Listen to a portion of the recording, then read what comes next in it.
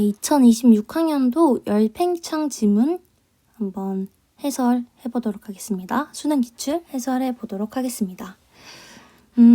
이 문제는 과학기술 지문이잖아요. 그래서 문제 들어가기 앞서서 과학기술 지문이 참 어려운데 가장 어려운 이유는 제가 봤을 때는 그 낯설음? 소재가 주는 낯설음? 그래서 일단 겁을 먹고 시작을 하고 구조 정리가 잘 안 된다. 그러니까 첫 문단을 해석을 좀 잘하고, 왜냐면 뭔지 알려줘요. 지금 우리가 뭐 이야기하고 싶은 화제가 어떤 거야 라는 거를 첫 문단에 좀 알려주는 거기 때문에 첫 문단에 대한 구조 정리가 잘 되지 않는다면 이 뒤에는 그 첫 문단에 대해서 더하고 해서 더 복잡한 걸 만들어내기 때문에 첫 문단의 구조 정리가 제대로 되지 않는다면 좀 더 어렵게 느껴질 수 있다 라고 생각을 해서 과학기술 지문을 할 때는 구조 정리가 필수적이다 라고 이야기를 해주고 싶고, 두 번째는 그 분수,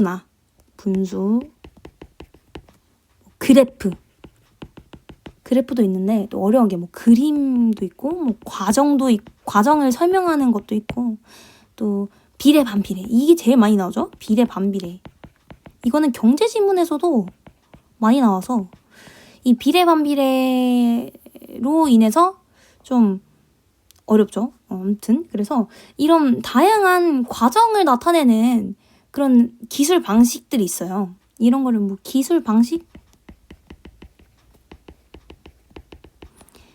그러니까 이 분수, 그래프, 그림, 과정, 비례 반비례, 관계를 통해서 결국에는 하고 싶은 말이 뭔지를 파악을 해야 돼요. 그래서 하고 싶은 말이 뭔지를 파악하면 이 뒤에 있는 문제들이 그래도 조금 좀 더 쉽게 좀 다가갈 수 있지 않을까 하는 생각이 듭니다. 그래서 뭐 간단하게 꼭 알아야 되는 걸 좀 이야기를 해보자면, 뭐 만약에 A 대비 B가 있어.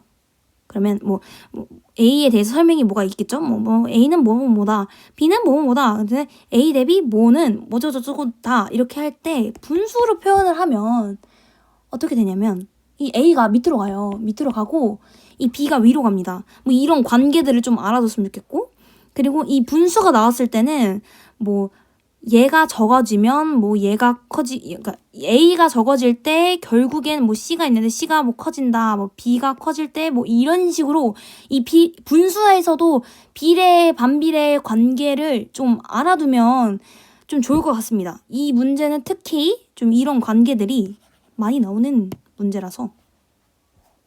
네, 그러면 간단하게 이 정도 과학기술에 대해서 정리를 해보고, 과학기술 지문에 대해서 특징을 좀 정리를 해보고 문제 해설을 해보도록 하겠습니다. 첫 번째입니다. 열팽창이란 물체의 온도 변화에 따라 그 길이, 부피가 변화하는 현상을 말한다. 열팽창은 이런 거구나. 개념 정리 해주고 있죠. 그중 길이의 변화를 수치화한 것이 선형 열팽창 계수인데, 그러니까 열팽창이 물체가 온도가 변화하면서 길이나 부피가 변화하는데 그런 그중에서 길이 변화를 숫자로 표현한 것이 성형 열팽창 계수다. 이는 온도 변화에 따른 길이 변화율을 온도 변화량으로 나눈 값이다. 그러니까 간단하게 정리를 해보자면 분수로 표현해서 정리를 해볼게요. 선형 열팽창 계수는 뭐냐면 온도 변화에 따른, 그러니까 온도 변화에 따른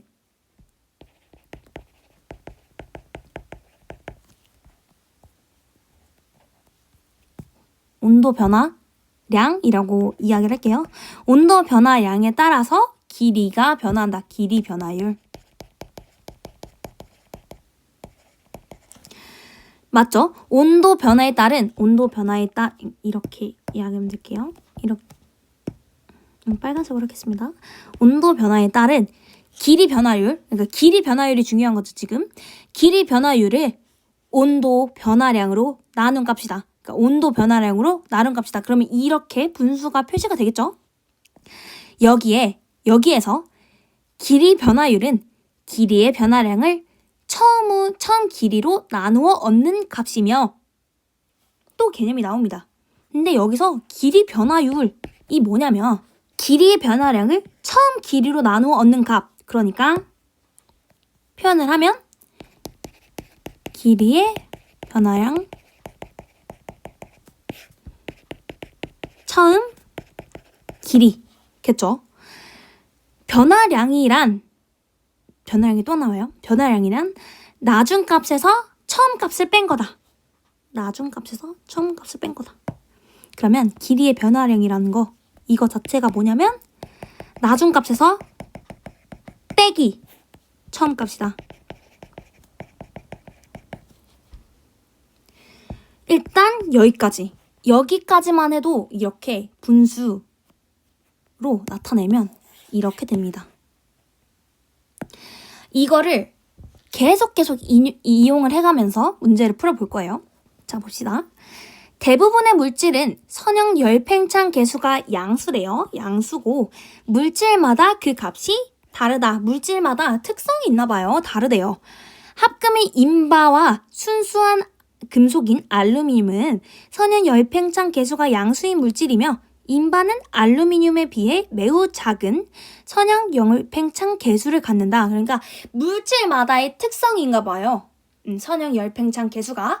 그런데 이 인바가 합금인데 순수한 알루미늄이랑 비교를 해봤을 때 둘 다 양수인 건 같지만 인바가 알루미늄에 비해서 작은 선형 열팽창 계수를 갖는다 라는 거 이해를 하고 돌아가면 되는데 저는 이렇게 그냥 밑줄을 치고 가도록 하겠습니다. 혹시 모르니까 문제 나올 수도 있으니까 밑줄을 친 거예요.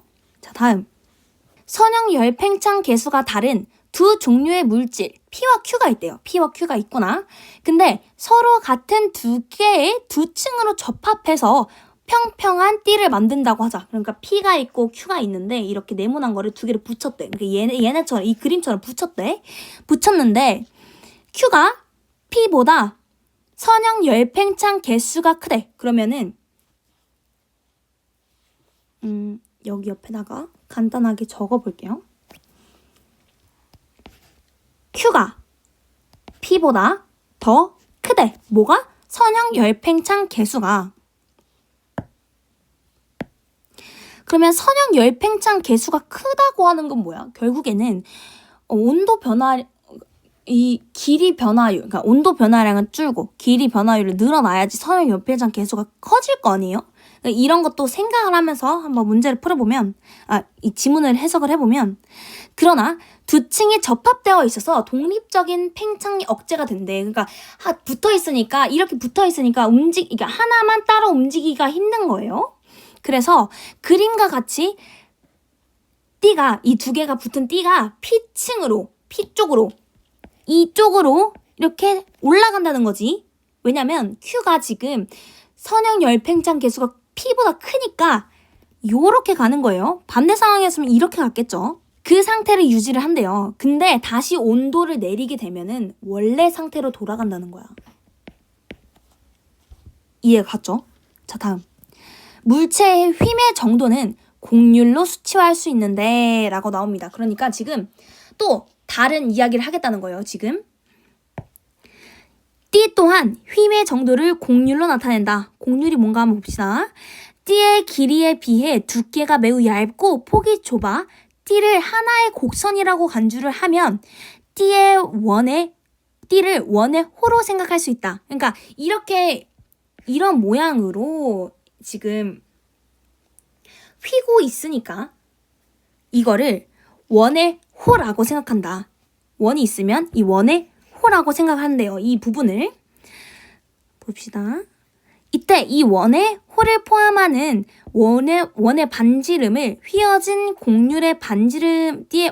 띠의 곡률 반지름이라고 하는데 곡률 반지름의 개념이 나오죠. 그러니까 이렇게 원이 있을 거 아니에요? 뭐 이렇게 큰 이만큼의 원의 호라고 생각하면 이만큼 원이 있을 거 아니에요. 원이 너무 이런 원이 있을 거 아니에요? 그러면 여기 안에 또 반지름이 있을 거 아니에요. 이런 개념으로 생각을 해주면 될 것 같습니다. 너무 깊게 빠지려고 하지 말고 간단하게 이해를 하면서 가면 할 수 있습니다. 자, 원의 홀을 포함하는 원의 반지름을 곡률 반지름이라고 하는데, 그러면 곡률 있고 곡률 반지름이 있겠죠? 이 관계를 한번 파악을 해봅시다. 곡률은 이 곡률 반지름의 역수이다. 아, 역수구나. 즉, 곡률 반지름이 작을수록 더 심하게 휘어진다는 거다. 그러니까 곡률 반지름과 곡률이 역수이기 때문에 비례 반비례 관계를 생각하면 돼요. 그렇기 때문에 지금 곡률이 올라가. 그러면 그 이 반지름이 내려가겠죠. 근데 이게 올라가. 그럼 내려가죠. 이 관계를 생각을 해서 다른 조건이 동일하다면 두 물질의 선형 열팽창 계수 차이가 크거나 온도 변화가 클수록 띠가 더 휘어진다. 이거 이해 갔죠? 근데 여기서 좀 적어두고 갈게요. 좀 헷갈리니까 2개로 표시하겠습니다. 그래서 이렇게 되면 결국에는 온도 변화 크거나 어떨 때? 선형 열팽창 계수 차이가 심하게 날 때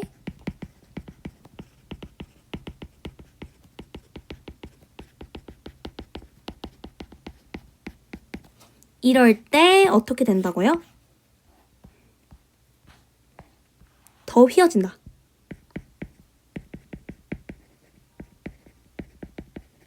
더 휘어지구나. 온도 변화량이 같아도 띠를 이루는 물질에 따라 휘는 정도가 달라지면 이건 뭐 당연하겠죠?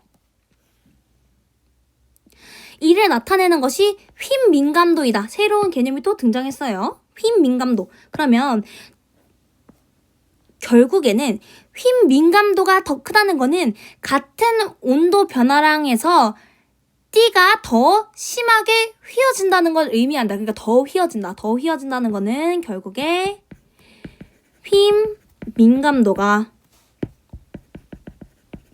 더 크다라는 거를 알 수 있겠죠. 자, 그 다음 문단입니다. 띠의 한쪽 끝을 고정하고 열을 가하면 띠가 휘면서 반대쪽 끝이 움직이는 액추에이터가 된다. 아, 새로운 개념이 또 나왔는데 액추에이터. 그러니까 이거를 간단하게 좀 이해를 하고 넘어가기 위해서 그림을 살짝 그려볼게요. 띠가 있어. 띠가 있는데 한쪽 끝을 고정했어. 그리고 여기 열을 가했어. 띠가 휘면서 이렇게 이게 휠 거 아니에요. 열을 가하니까 띠가 휘면서 이 열 에너지를 기계적 동작으로 변화하는 장치가 바로 이게 액추에이터다. 어렵죠. 어렵네요. 자, 봅시다. 근데 이 액추에이터의 설계에는 최대 이동거리, 띠가 외부에 가할 수 있는 힘, 반응 완료 시간 등이 고려된다. 그러니까 이 액추에이터를 만들기 위해서는 결국엔 3가지가 필요한데 3가지가 뭐냐면 첫 번째, 최대 이동거리, 두 번째, 띠가 외부에 갈 수 있는 힘이야. 세 번째는 반응 완료 시간입니다. 보통 이렇게 3가지가 나오면 뒷문단에서는 이 3가지가 어떤 건지 이야기를 해줄 거예요. 이 3가지가 또 얼마나 중요한지 한번 봅시다. 이 띠가 휠수록 고정되지 않는 이 끝의 이동 거리는 커지겠죠. 그러니까 이게 휘어. 그러면은 이만큼 휘어봐. 그러면 이 끝이 이동한 거리가 더 커지겠죠? 최대 이동 거리는 휨을 방해하는 외부의 힘이 없다고 가정할 때 주어진 온도 변화량에서 띠의 끝이 최대로 이동할 수 있는 거리다. 아, 무슨 말인지 알겠어. 이게 최대로 이동할 수 있는 거리다. 이 값은 띠의 길이에 따라 달라진다. 아, 그러면은 이 최대 이동 거리는 결국에 띠의 길이에 따라서 달라진다. 띠가 휘면서 띠의 끝이 외부에 힘을 가할 수 있는데 이 힘은 띠의 끝이 최대 이동 거리에 도달하여 휨이 완료되었을 때 소멸된다. 그러니까 최대로 이동하였을 때 휨이 다 끝났어. 그러면은 이게 소멸된다라는 거 이해가 가죠? 자, 그다음 띠가 외부에 갈 수 있는 힘이 외부에 갈 수 있는 힘이 소멸되는 거는 이 최대 이동 거리에 도달했을 때고, 이는 띠가 휘는 과정에서 최대의 곡률에 도달했을 때. 아하. 예를 들어 보자면 이 원이 지금 이렇게 그림을 그렸었잖아요. 이거를 간단하게 또 다시 그냥 한 줄로 그려보게 되면은 띠가 있어. 근데 이게 이렇게 갔다가 뭐 이렇게 갔다가 최대 거리까지 이동을 할 거 아니에요. 근데 여기서 계속 이 휨 정도에 맞는, 이 휨 거에 맞는 동그라미를 그려봐요. 그러면 최대 곡률에 도달했을 때가 바로 최대 이동 거리에 도달했을 때가 되겠죠. 어떤 느낌인지 이해가 갔나요? 자, 그 다음 반응 완료 시간 세 번째입니다. 반응 완료 시간 또한 고려해야 하는데, 반응 완료 시간은 온도를 올리기 시작한 시점부터 띠의 끝이 최대 이동 거리에 도달하기까지의 시간이고, 띠의 두께가 얇을수록 짧다. 이거는 이해가 그냥 갑니다. 왜냐면 이 반응이 완료하는 시간은 결국에 이 온도를 올리기 시작한 시점부터 이 띠가 최대 이동 거리까지 갔던 그 시간까지겠죠, 당연히. 그리고 띠가 얇아야지 전도가 잘 되니까 얇을수록 짧다가 되겠죠. 자, 그러면 정리를 한번 해볼게요. 최대 이동 거리 나왔습니다. 최대 이동 거리는 띠에 따라 달라진다. 그죠? 자, 그 다음 띠가 외부에 갈 수 있는 힘, 이거는 최대 이동 거리에 도달하여 휨이 완료되었을 때 소멸하고, 그리고 외부에 갈 수 있는 힘이 소멸된 시점은 최대 이동 거리에 도달했을 때다 라는 걸 알 수 있고, 자, 반응 완료 시간 나왔습니다. 반응 완료 시간은 온도를 올리기 시작한 시점부터 끝이 최대 이동 거리에 도달하기까지 시간이고, 띠가 얇을수록 짧다 라는 거 알 수 있습니다. 이렇게까지 한번 해설을 해보았는데요. 이제 문제를 한번 풀어봅시다. 자, 이제 문제를 풀어볼 건데 여기가 너무 지저분하니까 여기 지우고 진행을 해볼게요.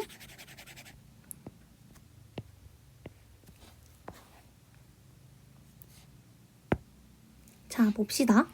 10번. 윗글의 내용과 일치하는 것은? 1번. 온도 변화에 따라 물체의 길이는 변하지만 부피는 변하지 않는다.